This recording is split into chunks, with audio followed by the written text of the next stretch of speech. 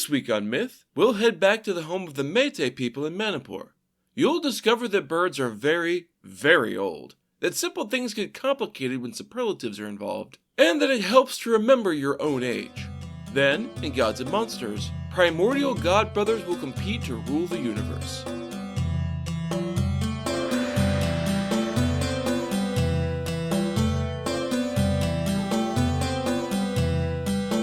This is the Myths Your Teacher Hated podcast, where I tell the stories of cultures from around the world in all of their original, bloody, uncensored glory. Modern tellings of these stories have become dry and dusty, but I'll be trying to breathe new life into them. This is episode 184, For the Birds. As always, this episode is not safe for work. It's been a while since we visited the ancient kingdom of Manipur in northeastern India, so I figured it was high time we returned. This story comes from Phungawari Singh Bull, collected by B. Jayantakumar Sharma in 2003. If you want a very, very brief overview of Manipur, go back to episode 96.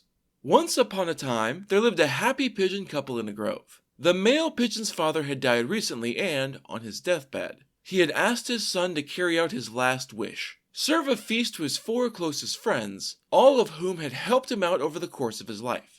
It was the elderly pigeon's greatest regret that he had never been able to pay them back for all they had done for him, and now he never would. The pigeon's son promised that he would see his father's feast held in honor of the owl, the crow, the dove, and the sparrow. For the sake of brevity going forward, I'll just refer to them as owl, crow, dove, sparrow, pigeon husband, and pigeon wife. After his father passed and they had finished their time of mourning, pigeon husband followed through on his promise. He sent out invitations to the 4 elders to come to his house in the grove for a feast in their honor, at the request of his late father. Soon enough, the day came and the 4 elder birds arrived. They were pleased to find that pigeon husband had pulled out all the stops. The meal laid out before them was grand indeed, with the finest delicacies laid out and arranged quite elegantly. It was as beautiful to the eyes as it was delicious to the nose, and all 4 birds were quite excited to tuck in. They may be anthropomorphized birds, but they're still wild-ass animals with an ever-present hunger. Puffing out his chest importantly, pigeon husband strutted forward with pigeon wife to welcome everyone to the feast. "O wise and honored elders, I have invited you all here to this great feast not because I am well off or proud, but to show you my late father's gratitude for all your kindness. On his deathbed, he mentioned each of you by name and wished only that he could have repaid all that you have done for him. Know that he never forgot and was never unappreciative. He told me that, in our darkest days, it was you 4 who stepped up to see us through. Father asked only that I throw this feast in your honor as some token of his deep love and appreciation for you all. The meal is ready, gentle birds. Please be seated according to your seniority. My father told me that I should seek blessings from the eldest amongst you, who would sit at the head of the table as is proper. So please, let the eldest among you take his proper seat before the rest of us. Then we can all enjoy this delicious meal that my wife spent so much time making and honor my late father's last request." Pigeon husband had expected one of the birds to strut forward at this invitation. Instead, the 4 just stood there, looking from one to another and back. After some hushed conversation, it became apparent that none of them actually knew who was the oldest. Birds aren't much for calendars, and the older you get, the harder it becomes to remember just exactly when everything happened. All 4 birds were venerable seniors, and so none could decide who should sit at the head of the table. Time passed awkwardly, but everyone just kept staring at everyone else, unable to make a decision about who should sit first. Pigeon husband was getting a little desperate to get this show on the road. Seating arrangements weren't supposed to have been the hard part of this whole event, but here they were. "Please, my honored gentle birds, please take your seats and eat. It's getting late, and my wife's delicious meal is getting cold as we all just stand around like this." Both of which were true, but it didn't help the 4 birds make a decision. They all kept standing around, getting hungrier and more frustrated. On that front, Crow was definitely the hungriest and most irritated. He had been starving himself for 3 straight days in anticipation of this feast, and, as a result, he was now completely ravenous and a total hangry asshole. The smell of all that delicious food was making his stomach do cartwheels in an attempt to get to the tiniest morsel of food. It was becoming more and more apparent that this was a stalemate that they were never going to resolve, so Crow decided to do the most expedient thing. Taking a page from Alexander the Great's solution to the Gordian knot, he stopped trying to solve the problem of who was eldest and just decided to go eat now. He headed over to the head of the table to get things started. Someone had to. Dove, who was not at all sure who was the eldest, but he was damn sure it wasn't Crow, got deeply offended by this faux pas. "Do you have the table manners of a goddamn cat, Crow? Waddle your ass back over here and wait your goddamn turn like a civilized bird." Crow, who was by now far too hungry to react reasonably to such feisty fighting words, puffed up his chest and got in Dove's face. This quickly escalated into an actual physical fight right there in the lovely pigeon home, which was not at all how this night was supposed to be going. Sparrow took advantage of the chaos to try and edge around the room to the head of the table, working on the dubious logic that whoever sat there first would be crowned the elder. He wasn't as spry as he had once been, and so he had a hard time getting around the wild clawing and pecking of Crow and Dove as they fought. Owl, meanwhile, had fallen asleep sometime during the argument. The commotion woke him up hungry and grumpy, so he quickly launched himself into the fray as well, seeing good and well the sneaky shit that Sparrow was trying to pull. Pigeon husband and pigeon wife tried their best to bring the hostilities back down to mere posing and snarky words, but it was no use.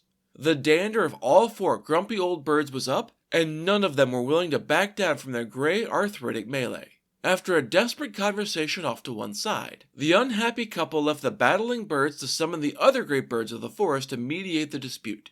Everyone gathered together in the grove. The assembled avians finally managed to bring the fight to a pause, doing their best to soothe a lot of ruffled feathers and crooked beaks. Pigeon wife and pigeon husband explained what had led up to the fight and how it had all spiraled out of control. After the entire strange story had been relayed, Vulture stepped forward. Yes, very interesting. Crow, it seems like you really kicked this whole scrap off by trying to take the seat of honor. Why did you decide to take that chair without discussing it with everyone else first? And, incidentally, how old are you exactly? Crow's gambit might not have paid off. It might even have been said to have failed spectacularly, but he wasn't ready to back down. He was still ravenous, but he wasn't in the mood to eat crow, pun very much intended. He puffed up his chest and did his best lawyer impression. "Well, my dear Vulture, you're looking very distinguished today, you know that. Anyway, it seemed like the right thing to do. And as for age, we crows are very old indeed. We've been on Meitei land since the creation of the very first river. In fact, it was none other than yours truly who gave Nongoobi, the greater council bird, a species of cuckoo, the news about that first river. It was because of my message that Nongoobi didn't drink its water. The story doesn't explain why that's important, but it's presumably in another story." Vulture nodded sagely at this answer, which wasn't a direct answer, but did at least give an idea of Crow's age. He turned next to Dove.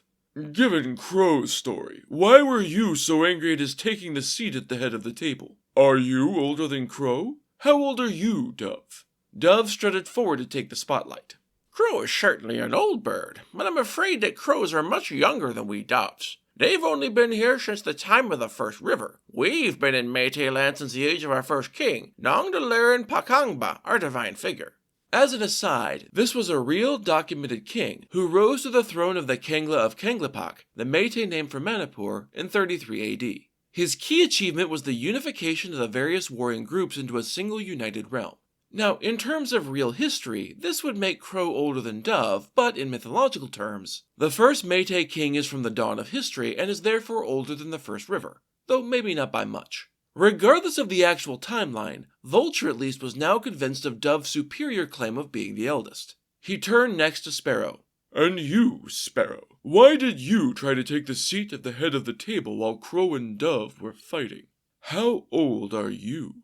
Sparrow shuffled forward with an odd mixture of pride and contrition. "I let the excitement get the better of me, it is true. But having heard the tales of both of my fellow birds, I am now certain that sparrows are older than both. In fact, they can't even really be compared as far as age. When our creators, Sanamahi and Pakangba, finished making the earth at the dawn of creation, we sparrows were one of the first living things they created. We have been here ever since." This story combines these two figures into a single name, but everything I've been able to find says that these two are brothers, dual primordial beings. The other birds were all in awe of Sparrow's words. The sparrows were clearly a venerable, ancient species. Surely no other bird gathered in that grove could possibly compete with Sparrow for the title of eldest, and the seat at the head of the table. Vulture, too, was certain that he had resolved this thorny issue, but he was determined to be thorough, so that there could be no question of his decision later. He turned last to Owl, who was the only one not impressed with Sparrow's story. Granted, that was because he had fallen asleep again at some point and was dozing away obliviously. Owl, are you dozing again, old friend? Emphasis on old.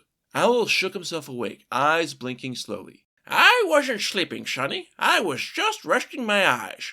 What's happening again? Vulture sighed but repeated the situation as respectfully as he could. You and your 3 fellow gentlebirds were summoned here for a feast and got into a fight about who's the oldest. The rest of us came to break up the scuffle and resolve the question of who the eldest is. We've been going through and letting each bird explain how old they are to try and determine once and for all who belongs at the head of the table. I guess you must have missed all of the hullabaloo while you were dozing. Everyone else is already gone, so it's your turn. How old are you, Owl? Owl cocked his head in that owlish way, clearly confused. What did you say, young'un? You'll have to speak up. My hearing's not what it used to be. Vulture resisted the urge to roll his eyes and repeated himself with the uncomfortably loud, almost shout that people use with elderly relatives. I said, how old are you, Mr. Owl? Owl puffed up indignantly at the young whippersnapper's tone. Well, I never. In my day, birds knew how to treat their elders proper. Don't call me Mr. Sonny. Call me Ipu, which means grandfather.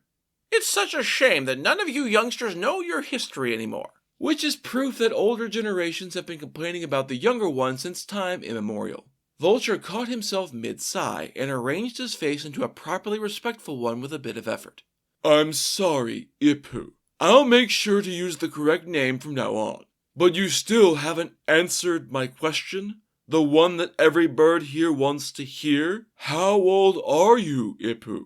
Sparrow is claiming to be the oldest, and he's certainly older than crow or dove. What about the owls? Owl closed his eyes for a long moment, long enough that Vulture was worried that he had fallen asleep again, before finally answering. At my age, it's hard to keep track. Old, that's for sure. He gave a side-eyed glance to Sparrow. One hell of a lot older than this bag of bones claiming to be the oldest. If I had to guess, I'd say he's the great-great-great-great-grandchild of my own grandchildren. So 5 times great-grandkids. How's that for old? The other birds stared at Owl after this proclamation. If his counting was correct, he wasn't just old, he was downright ancient. Vulture's eyes were damn near bugging out of his skull as he contemplated Owl's age.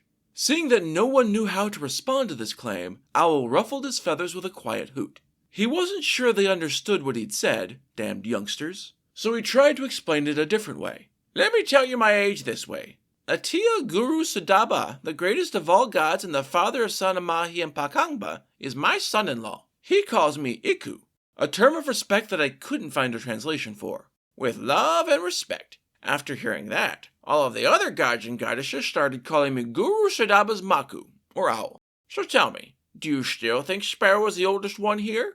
No one responded to this clearly rhetorical question. The pigeon house was silent except for a few hushed whispers here and there. Finally, Vulture realized that he still had to make an official decision, although it was clear to everyone what the decision must be. I think we are all agreed that by looks, attitude, personality, and story, Owl is clearly the oldest one here. This caused another round of whispering, which Vulture quickly quieted. Forgive me, Ipu Owl, if I said anything impolite to you before. It is obvious now that you deserve the place of respect at the head of the table. Please accept my invitation to a feast at my house in the near future as my apology. One as venerable as yourself shouldn't have to fly on your own ancient wings. Can I give you a ride back home on my back? I don't know if the feast that Pigeon Wife and Pigeon Husband had worked so hard on ever actually got eaten or not, but the assembled birds were all too amazed by the stories they had heard that night to care. Owl graciously accepted a ride home at the end of the night and rode along as the rest of the birds flapped away. The pigeon couple just stood there staring silently at each other, wondering just how in the hell a simple good deed had gotten so damned complicated. Owls are thus accepted as the oldest birds in existence and, as the Meitei saying goes, a good speaker always has the last word. And so, with the bird ages now properly sorted out, it's time for Gods and Monsters. This is a segment where I get into a little more detail about one of the gods or monsters from this week's pantheon that was not discussed in the main story. This week's gods are Sanamahi and Pakangba. As we heard briefly mentioned in the main tale, Sanamahi and Pakangba are primordial creation deities. Sanamahi, also known as Luningthau Sanamahi, a title that we'll get into in a moment, is the eldest son of the creator god Salalel Satapa, also translated Sadaba as we saw before, and the earth goddess Limarel Sadabi. He is usually depicted as more or less human-looking, unlike his brother Pakangba. The younger sibling is most commonly shown as a serpent, with the antlers of a sungai, a type of deer. This fusion is meant to combine two distinct cultural totemic beliefs widespread in the region, centered around the worship of serpents and deer respectively. The stories say that, long ago, a king of the Luang clan, known as Pudong Koi Kutoiba, was trying to slice bamboo into paya, the thin strips used for weaving. He sent his wife into town to buy a sharp knife. Kuman Yanku Lema of the Kuman clan went into town but had no idea where to find a knife vendor until a kindly old woman took pity on her and showed her. When she returned, Pudong Koi couldn't get the bamboo to split cleanly and blamed the knife for being dull. He sent Yangu Lema back to get a second, better knife. The merchants mocked her as a fool when she returned, declaring that the knives were all the same sharpness, but she did her best and returned with another knife. Again, her husband was unable to make proper paya. Enraged at her failure for making him look incompetent, he took one of the bamboo poles and beat her with it. Yanku Lema wasn't one to take this very literal abuse laying down, so she returned to her own clan and went to visit the chief. Before him and all the assembled people of the clan, she declared her intent to leave her worthless, abusive husband and return to the Kuman clan. Pudong Koi's younger brother Luang Punsiba stepped forward. No idea how he knew to be here, and begged her humbly to stay, saying that she was family to him and that her departure would fracture his own clan. Moved by her brother-in-law's words, she agreed to stay. For now. Pudong Koi couldn't seem to leave well enough alone, however. He too was there, maybe to witness the divorce declaration, and he was furious at how he was being represented. Stepping forward angrily, he declared a challenge to all those gathered. "The fault is not mine. It is Yanku Lema's for bringing such a terrible knife twice in a row. No one could have used that dull piece of shit. To prove it, I challenge her to use that fucking knife to cut proper paya. If she can do it, which she can't, then I'll eat my words, admit my own failure, and provide a feast to everyone assembled here in recompense." Yanku Lema gave her good-for-nothing husband a flat look, took up the knife, and cut the offered bamboo into long, neat strips. Without a word, she handed the perfectly sharp knife and the paya strips back over and marched away. Overnight, Pudong Koi had become a laughingstock. Children pointed and laughed everywhere he went, and shame followed him like a shadow. Unable to bear the humiliation, he became a recluse. He complained bitterly to his wife. "I can't take it anymore. I am clearly skillless and the butt of every joke. It would be better to live as a wild animal in the forest than to suffer a single day more as a human." He still hasn't actually acknowledged that this is all completely his fault. Moved by a strange whim, Pudong Koi took the two knives and held them against his head, hilts against his skull. As he did so, his human form dropped away, to be replaced by the first Sengai. Some god had overheard him, and was both punishing his hubris and granting his wish for bestial relief. With the king's disappearance into the forest, the gentler, wiser Luang Punsiba became king instead. One rainy season some years later, he set out with some of his men to inspect the clan's lands. The Luangli River had flooded, overrunning its banks in a deep, wide new lake that no man nor beast dared to cross.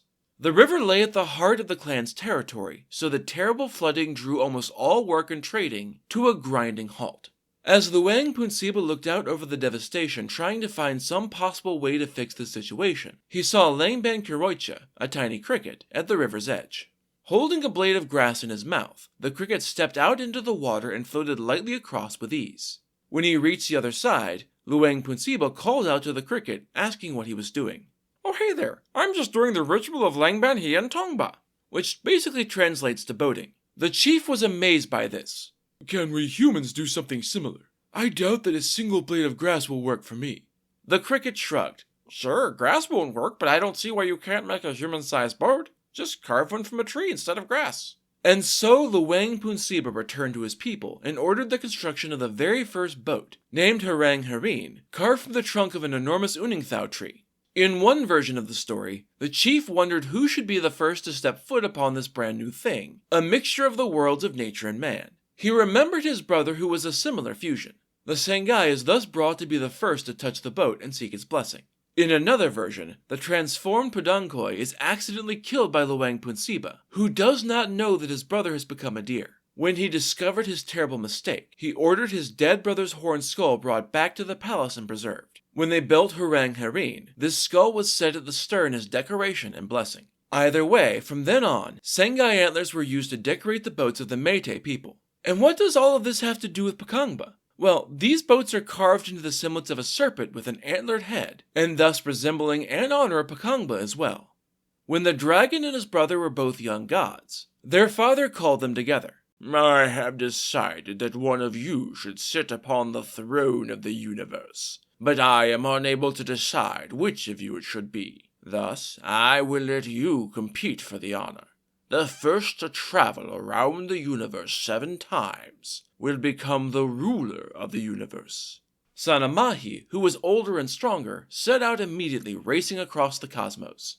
Pakangba, who was not nearly as strong as his older brother, knew he didn't stand a chance. He spoke with his mother Lamarel Sadabi about the issue. As they discussed it, she mentioned casually that since his father was the embodiment of the universe, traveling around his throne was essentially traveling around the universe. With a smile, the dragon hurried over to Salael El Sitapa's throne room and traveled around it 7 times, a much simpler task. The creator deity was satisfied with his clever interpretation and was granted the throne of the universe as well as his name, which means one who understands his father. As a runner-up prize, Sanamahi was offered the throne of every home of mankind in the universe. It is theoretically a lesser throne, but, in Meitei society, a more important one. In Sanamahism, he is thus regarded as the most popular and significant deity. So I guess the lesson is that working smart, not hard, will get you to the top, but hard, honest work will make you more popular with ordinary folk. That's it for this episode of Myths Your Teacher Hated. Keep up with new episodes on our Facebook page, on iTunes, on TuneIn, on Verbal, and on Spotify. Or you can follow us on Instagram as Myths Your Teacher Hated Pod, on Tumblr as Myths Your Teacher Hated, and on Blue Sky as Myths Podcast. You can also find news and episodes on our website at mythsyourteacherhated.com. If you have any questions, any gods or monsters you want to learn about, or any ideas for future stories that you'd like to hear, feel free to drop me a line. I'm trying to pull as much material from as many different cultures as possible, but there are all sorts of stories I've never heard, so suggestions are appreciated. The theme music is by Tiny Cheese Puff. Next time, it's a listener request story. You'll see that magic can be bought for trinkets, that you should never brag about a victory that isn't quite won yet, and that men in positions of authority suck. Then, in Gods and Monsters, the spirit of a well will pull a penny wise on some unsuspecting children. That's all for now. Thanks for listening.